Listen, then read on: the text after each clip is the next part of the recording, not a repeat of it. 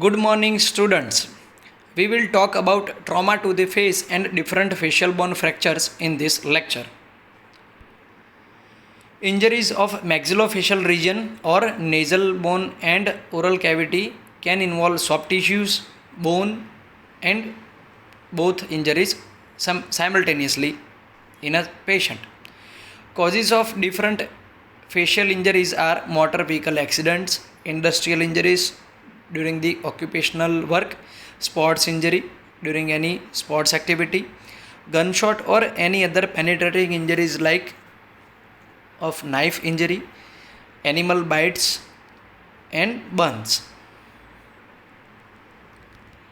These injuries usually cause different type of symptoms like pain over the local site, swelling due to the trauma, epistaxis from the nasal cavity or oral cavity, loss of function of local part, changes in the shape of the facial structures due to the injury over the facial bones, disfigurement of the facial bones or cosmetic deformity due to the facial bone fractures, eye injuries and loss of function of eye, that is vision.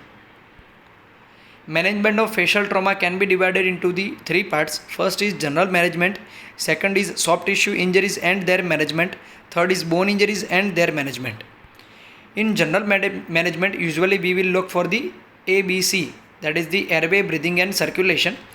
We should maintain the nasal airway which will pass into the oral cavity and oropharynx into the trachea.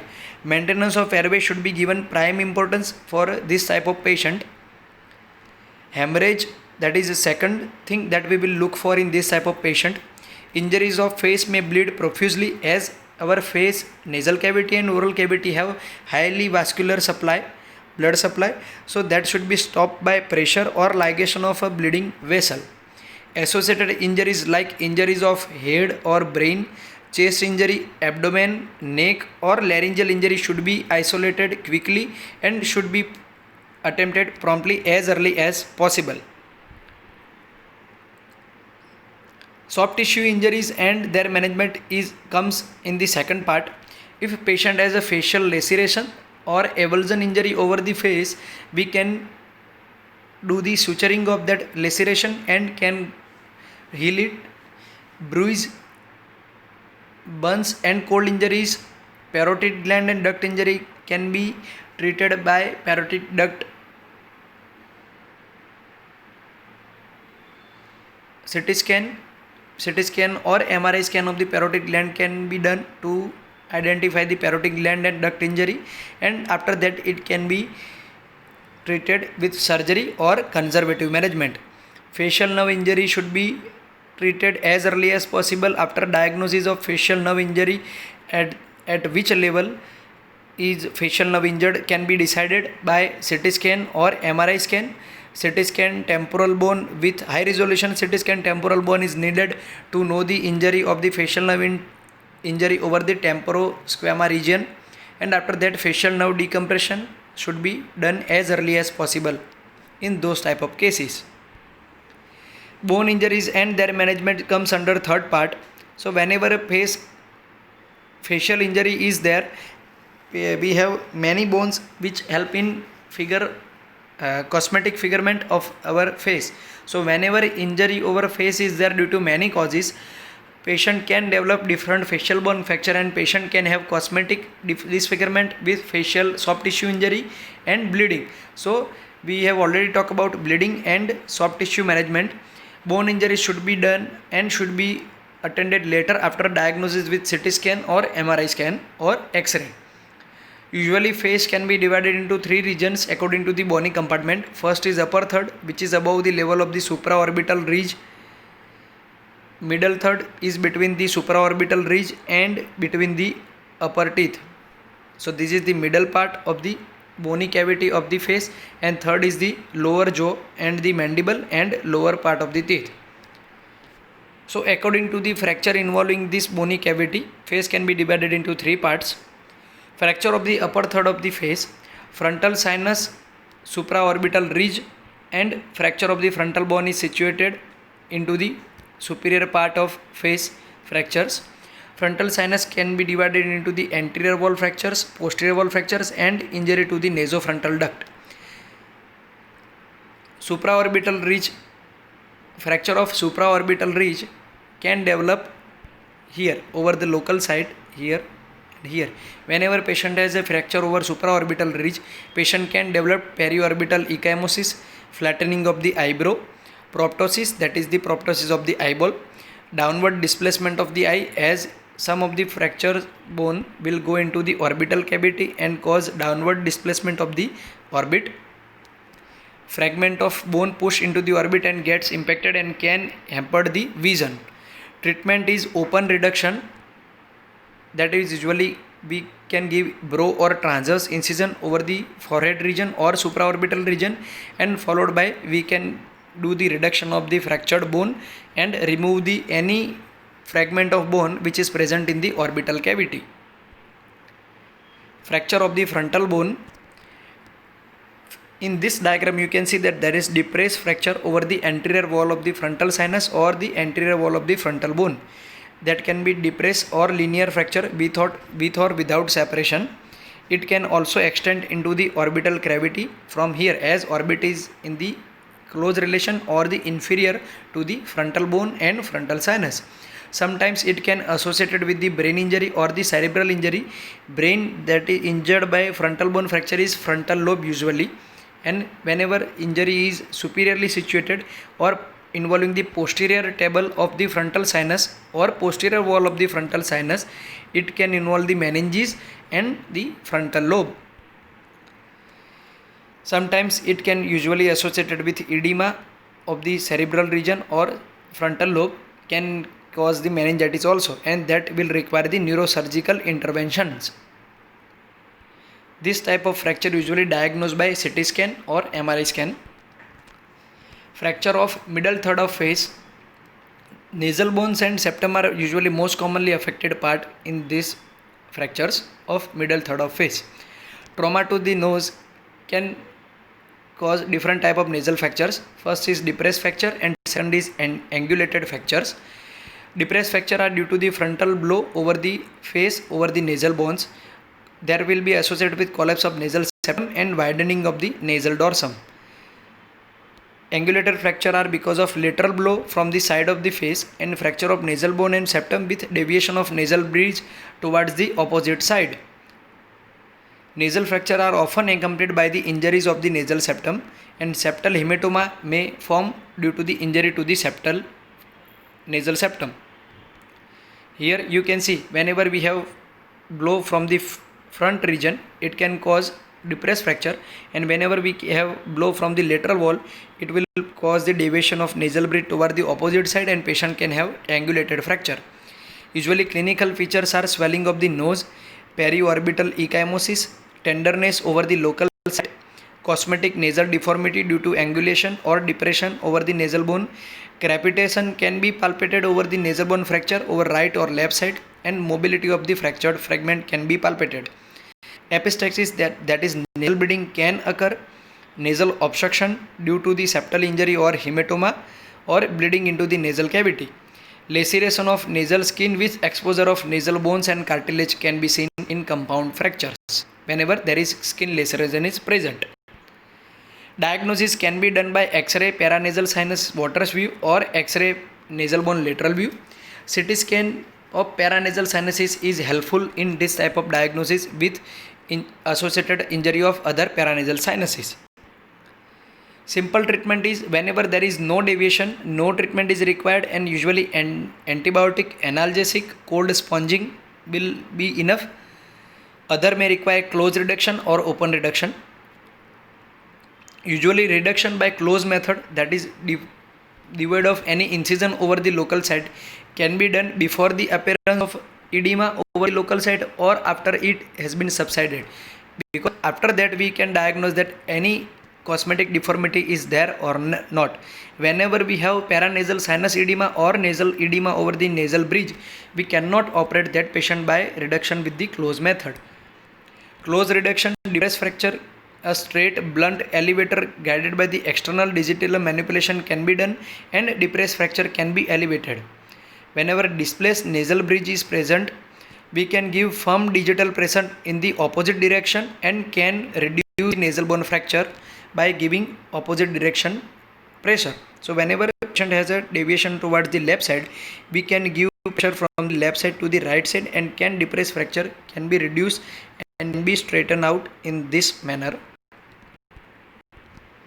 Impacted fragments disimpacted with the Walsham forceps before the realignment can be done.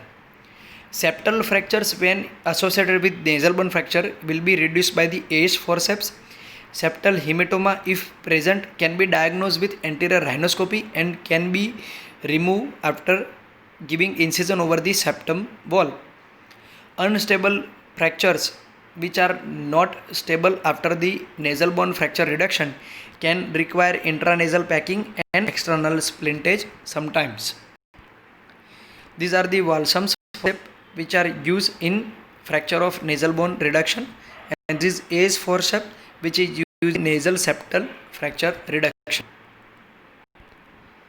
Naso-orbital fractures impact over the nasion fracture the nasal bones and displace them posteriorly. Sometimes perpendicular plate of ethmoid air cells and medial orbital wall is also fractured. Cribriform plate, frontal sinus, frontonasal duct, extraocular muscles, eyeball and lacrimal apparatus can be injured in this type of fractures. Medial canthal ligaments can be injured or can be avulsed in this type of fractures. Usually blow of this area will give this type of naso-orbital fractures. Clinical features of naso-orbital fracture: usually nose, in which bridge of nose with supraorbital ridge and between the two orbits area usually is depressed and tip will be turned up or anteriorly in this type of fractures. Periorbital ecchymosis, orbital hematoma due to bleeding from the anterior and posterior ethmoidal arteries can be seen. CSF leakage can be seen, or patient have CSF rhinorrhea into the nasal cavity due to the fracture of cribriform plate and dura. Displacement of eyeball in over the lateral side or posterior side can be seen. Treatment is reduction and open reduction. Fracture is reduced with the ACE forceps and stabilized by wire passing from the fractured bony fragment and septum and then tied over the lid plates. Intranasal packing is usually needed in this type of fracture to stable this fractured fragment. Open reduction: whenever there is extensive communication between the nasal and orbital cavity is there, or there is injury to the lacrimal apparatus and medial canthal ligament and frontal sinus frontonasal duct is there, open reduction is needed. If incision is kept over the eyebrows and nasal bone, it is extended to the eyebrow if access to the frontal sinus is also required. Nasal bones and medial orbital walls are reduced under the vision and bridge height is achieved. Medial canthal ligament is restored and nasal packing is usually done, which is kept up to 48 to 72 hours. Open reduction usually done by this type of giving incision over the local site. Incision can be extended up to the eyebrows if frontal fractured is, and abduction of the fragment. Intranasal packing can be done and external should be given. Fracture of zygoma, which is also known as tripod fracture. Zygoma is the second most fractured bone. It is most laterally situated over the face on both sides. Main usually cause is direct trauma over the zygomatic arch. Zygoma is separated at the three processes and sometimes orbital content may herniate into the maxillary sinus in this type of fracture. Usually three fracture line are zygofrontal fracture, zygomaticotemporal fracture, and infraorbital fracture over the inferior wall of orbit. Clinical features are flattening of the malar prominence, deformity of the infraorbital margin. Here the malar prominence over this most lateral part usually goes flat. There is step deformity over the infraorbital margin, which is usually straight in nature, and it will step deformity like this. Anesthesia in the distribution of infraorbital nerve, because infraorbital nerve is in relation with the floor of the orbit. Trismus depression of the zygoma on the underlying coronoid process over here will develop difficulty in opening mouth and patient trismus. Oblique palpebral fissure will be seen. detect ocular movement due to the injury floor of the orbit zygoma. Periorbital edema can be seen as leak into the orbital cavity maxillary sinus. Diagnosis can be physical examination on both sides and comparison of both sides. View or exaggerated water view can be seen. A scan of orbit with paranasal sinuses with zygoma will give the diagnosis. Treatment is open and internal wire fixation gives base reduction. Wire fixation is done at the frontozygomatic suture and the infraorbital margin. Transantral approach is less favorable. It is difficult and antrum is exposed as seen in the Caldwell operation. Fracture of zygomatic arch. Usually clinical features of fracture of zygomatic arch are depression in the area of the zygomatic arch, local pain or tenderness, limitation of the movement of the mandible. Main cause is usually direct trauma. Diagnosis is the X-ray submanto vertical view of the skull or water. CT scan can also give idea about the diagnosis. Treatment is a vertical incision is made in the hair bearing area above or in front of the ear and cutting through the temporalis. Here, just over here, a straight incision is kept. Elevator is passed deep to the temporalis fascia and carried under the depressed bony fragment, which are then reduced. Fixation usually not wire fixation is usually not done in the fracture of zygomatic arch. Whenever there is very severe displaced fracture of zygomatic arch, then and then wire fixation is needed. Otherwise, it can be usually depressed by a simple elevator pass below the temporalis fascia. Fracture of the orbital floor. Fracture of the orbital floor usually occurs in zygomatic arch fracture and type maxilla fractures. Isolated of orbital floor occurs whenever there is simple blow or direct blow over the orbit is present or over the infraorbital region is present. Content may herniate antrum in this type of fractures. Fracture of the orbital floor. Clinical features. Usually ecchymosis, lead, conjunctiva and sclera is present. Ecchymosis is present where there is inferior displacement of eyeball. Some of the content eye or orbital herniate from the maxillary sinus. Here you can see orbital floor and here floor of the orbit or the roof of the maxilla, which is separating orbit and maxillary sinus fragment. Will content maxillary sinus and enophthalmos and will develop some inferior displacement of the eyeball or NS or upper lip is infraorbit involved in this type of fracture, as infraorbit is in close relation of the floor of the orbit. Diagnosis is usually done by X-ray Waters view, in which you can see bulging into the above. That is also you have to remember this drop opacity which is seen in fracture of orbital floor. Here in this maxillary sinus fracture of or maxillary sinus or floor of orbital wall fracture, you can see that here which is coming from the orbit into sinus. So this is known opacity left side orbital floor. Sidon. Entrapment of inferior rectus or inferior oblique muscle is usually seen as they are situated over the inferior part of the orbital cavity, and usually the patient to look up, and when will the patient will have difficulty in looking up to the down and up. This is the CT scan and X-ray Waters view diagram for fracture of orbital. Indication of surgery in this type of fractures. Whenever patient has and due to the inferior rectus or inferior oblique muscle, reduction is